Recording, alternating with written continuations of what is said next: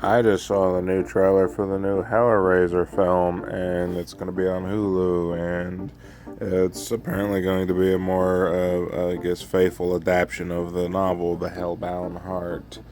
And I have feelings and thoughts about that because the original Hellraiser happens to be one of my all-time favorite horror films. I'd like to talk more about that video on another video, but for this time, let's just talk about this trailer. Now, I couldn't help but wince at the idea that they were casting a female actress to play the prenuptial character. No pun intended on that.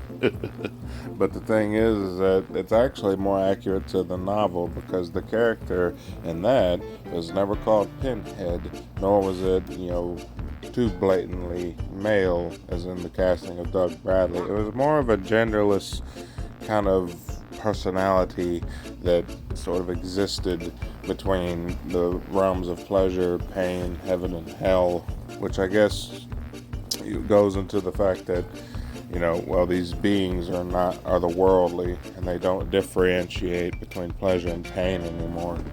But other than that, I mean, it seems fine, and really, I imagine that it will be just dandy, because the performance seems really cool.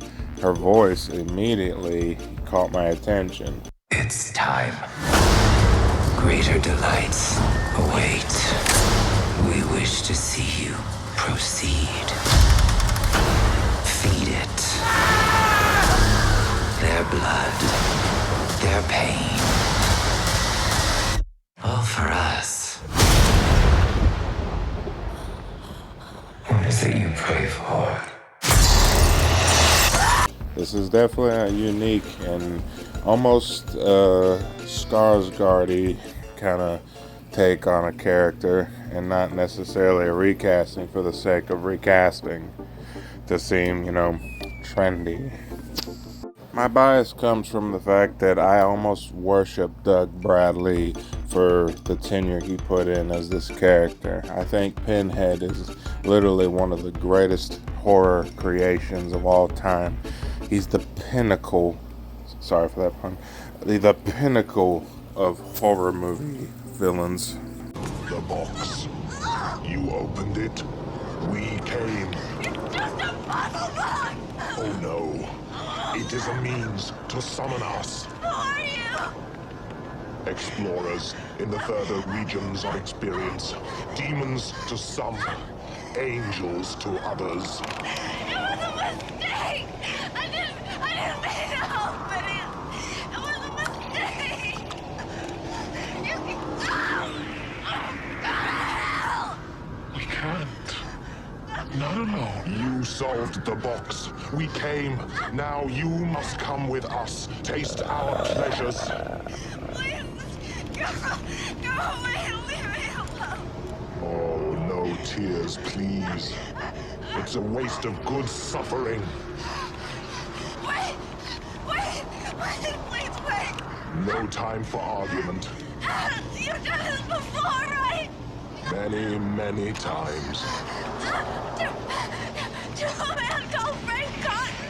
Oh, yes. He escaped you. Nobody escapes us. He did. I've seen him. Impossible. He's alive. Supposing he had escaped us. What has that to do with you? I can lead you to him, and you can take him back instead of me.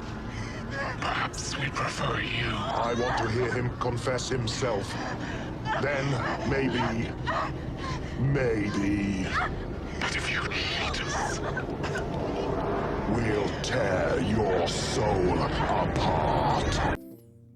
But she seems like she'll do a fine job, and there's also to note that as much as it could be that Hulu's sticking to the book more this time around, it'll be more of a direct adaptation.